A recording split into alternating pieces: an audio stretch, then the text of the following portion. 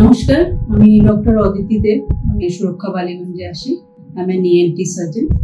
তো একটা খুব কমন টপিক যেটা পেশেন্টরা কনফিউজ থাকে ইজ ড্রাই কফ, শুকনো কাশি।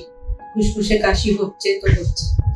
যখন ওরা ইউজুয়ালি আমাদের কাছে বাই দ্য টাইম ENT সার্জনের কাছে ওনারা আসেন, তার আগে অনেক রকম সেলফ মেডিকেশন, তারপরে ওভার দ্য কাউন্টার ড্রাগস নিয়ে তারপরে আমাদের কাছে এসে তারা মানে আসেন আর কি, finally to take an opinion.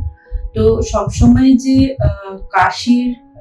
কাশি যেটা হয়, শুকনো কাশি, সেটা যে সবসময় থ্রোটই অরিজিন করছে তা কিন্তু না। অ্যাট টাইমস যেটা খুব কমন আমি আজকাল পাচ্ছি, যেমন ধরুন if I see 10 patients in a day, ধরুন 5-6 জন এরকম আসছেন যারা 10 patients who are coming with dry cough, complaint of dry cough, তাদের মধ্যে 5-6 জন এরকম থাকে যাদের একটা অ্যাসিড রিফ্লাক্স হচ্ছে। ইট ইজ আমাদের মেডিকেল টার্মস এটা গ্যাস্ট্রোইসোফেজিয়াল রিফ্লাক্স ডিজিজ, GERD বলা হয়। তো ওখানে সিমটমস গুলো টিপিক্যাল অ্যাসিডিটির সিমটমস থাকে না।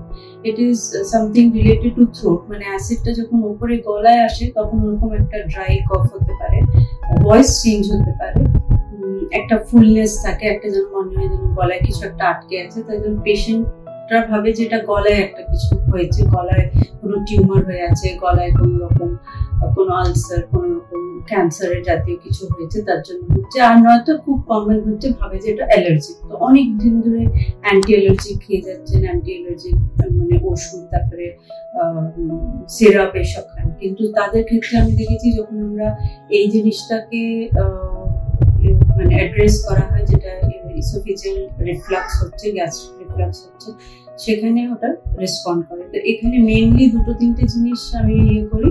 যেমন ধরুন কিছু লাইফস্টাইল চেঞ্জেস থাকে, যেমন ইট অ্যাট রেগুলার ইন্টারভ্যালস, রেগুলার বেসিসে ফিজিক্যাল এক্সারসাইজ, তারপরে ময়দার রিলেটেড কোনো ময়দার জিনিস খাবেন না, যেমন রিফাইন্ড ফ্লাওয়ারের কোনো বিস্কিট, ব্রেড, কেক, এগুলো খুব কমন। চলতে ফিরতে, হাঁটতে চলতে খিদে পেলাম, আমি একটা কেক খেয়ে নিলাম, আমি 2টো বিস্কিট খেয়ে নিলাম, এগুলো অ্যাভয়েড করা। তারপরে জল একটু বেশি করে খেতে হবে, 2 to 3 liters of water। আর রাত্রিবেলা খাওয়াটা should be light and early dinner, মানে নন ভেজটা অ্যাভয়েড করা রাত্রিবেলা। আর সকালবেলা মানে আর ঘুমাবার, মানে রাত্রে ডিনার আর ঘুমাবার মধ্যে অ্যাটলিস্ট 2 ঘন্টা গ্যাপ রাখা। তো এই খুব মিনিমাম ফিউ লাইফস্টাইল চেঞ্জেস আর একটু অ্যান্টি রিফ্লাক্স যেগুলো আমাদের ওষুধ থাকে সেগুলো খেয়ে লং টার্ম ইয়েতে আমরা ধরুন মাসখানেকের মতো দিই, তারপরে কিরকম থাকে পেশেন্টটা দেখে তারপরে যদি প্রয়োজন হয় আরো। কিন্তু ওষুধ বন্ধ করার পরেও এই লাইফস্টাইল চেঞ্জেস গুলো you can't go back to your original, তা নাহলে আবার থেকে পেশেন্ট ফিরে আসে। So we stick to those lifestyle changes যখন আমরা ওষুধ বন্ধ করে দিই তারপরে। তাই জন্য ওটা মাথায় রাখতে হবে যে সবসময় যে ড্রাই কফ হলেই যে অ্যালার্জিক, ড্রাই কফ হলেই কোনো গলায় ইনফেকশন, ফ্যারেঞ্জাইটিস, ল্যারিঞ্জাইটিস, তা কিন্তু ড্রাই কফ হলে এটা একটা খুব কমন ইয়ে। জন্য যখনই ওভার দি কাউন্টার ওষুধ না নিয়ে consult a doctor, specially ENT surgeon, তারপরে you take up the medicines.